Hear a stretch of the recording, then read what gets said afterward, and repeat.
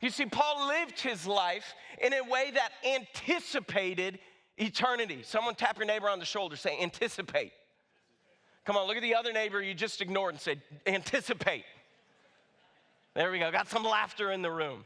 You know, growing up, I played sports, and the one thing, I can hear it to this day if I hearken back to it in my mind. Not a game passed without my dad standing on the sideline screaming at me, anticipate!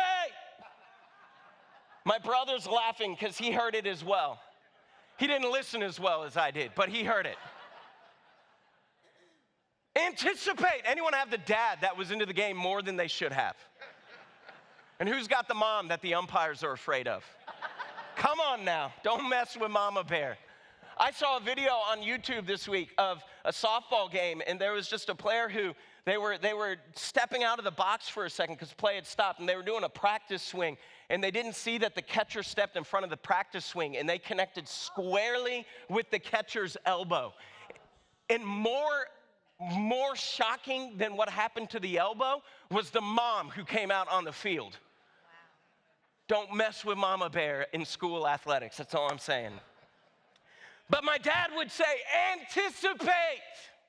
And what he was trying to teach me was that, Joe, if you want to be in the game, it's not enough to just look at where things are, but you have to be a player who can look at not just where things are, but where things are headed. And in light of where things are headed, it will change your position on the field. It will change where you place yourself. It will change how you work with your teammates. It will change how you square up against your opposition in the match. Why?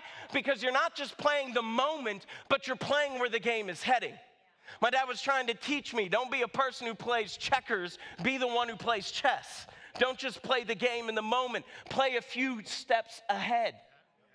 And what Paul is doing in this passage is he's saying, hey, in light of eternity, I am anticipating eternity, and it is demanding an entirely different life from me as a result.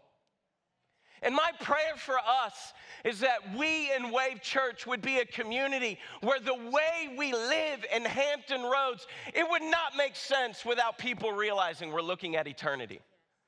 It's my prayer that people would look at you and say, why are they so generous? And it wouldn't make sense until they realize you're not storing up for yourself treasures on this earth, but you're storing up for yourself treasures in heaven where moth and rust and all these things, thieves, they cannot steal, they cannot corrupt, they cannot destroy. That when people see you in your workplace and you just care so much, and people look at you and they're like, why are you so selfless? Why are you so encouraging? Why are you always going the extra mile? Why are you so different than everyone else in this workplace? It would be because you would look at them and you would say, it's because I'm driven by eternity, that I'm not just living trying to get a paycheck, but I am bringing eternity into my present, and I'm commanded by my God to love my neighbor the way I love myself. Man, that we would live lives where when people look at us and we've got the same news, we've got the same government, we've got the same society, we're living in the same world, but we have a non-anxious presence. And people look at you and they say, how are you not freaked out of your mind? You could just look at them and say, because my God is already seated on the throne. Do not fear the one who can take your body. Fear the one who can take your soul is what we're commanded in Scripture. That people would look at you, and the only way you could explain your non-anxious presence in this world is because your eyes are fixed on eternity and the one who holds it. Man, can I ask you, how much are you thinking about eternity? Come on, online, how much does eternity cross your mind?